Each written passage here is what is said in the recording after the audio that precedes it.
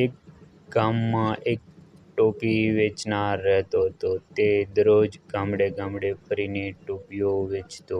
એક દિવસ તે ખૂબ થાકી ગયો હતો એટલે રસ્તામાં એક મોટા વડના ઝાડ નીચે આરામ કરવા માટે ઊભો રહ્યો. તેણે પોતાના ટોપીઓનું ભરેલું પોટલું નીચે મૂક્યું અને થોડીક વારમાં ઘસઘસાટ ઊંઘી ગયો. તે જ ઝાડ પર વાંદરાઓનું એક ટોળું રહેતું હતું. જ્યારે માણસ ઊંઘી ગયો ત્યારે વાંદરાઓ નીચે ઉતર્યા.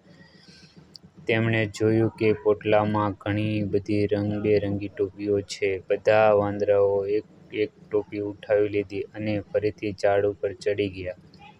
થોડીક વાર પછી જ્યારે ટોપી વેચનારની ઊંઘ ઉડી ત્યારે તેમણે જોયું કે તેની પાસેનું પોટલું ખાલી છે.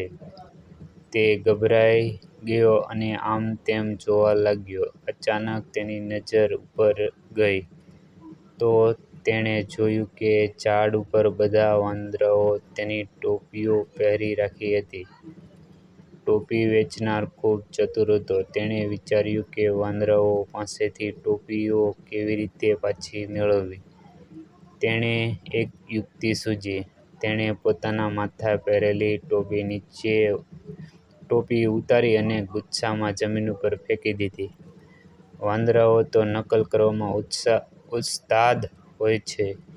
તેમણે જોયું કે માણસે પોતાની ટોપી ફેંકી એટલે બધા વાંદરાઓએ પોતપોતાની ટોપીઓ ઉતારીને નીચે ફેંકી દીધી. ટોપી વેચનાર તરત જ બધી ટોપીઓ ભેગી કરી લીધી, પોતાનું પોટલું બાંધી અને ખુશી ખુશી ત્યાંથી નીકળી ગયો.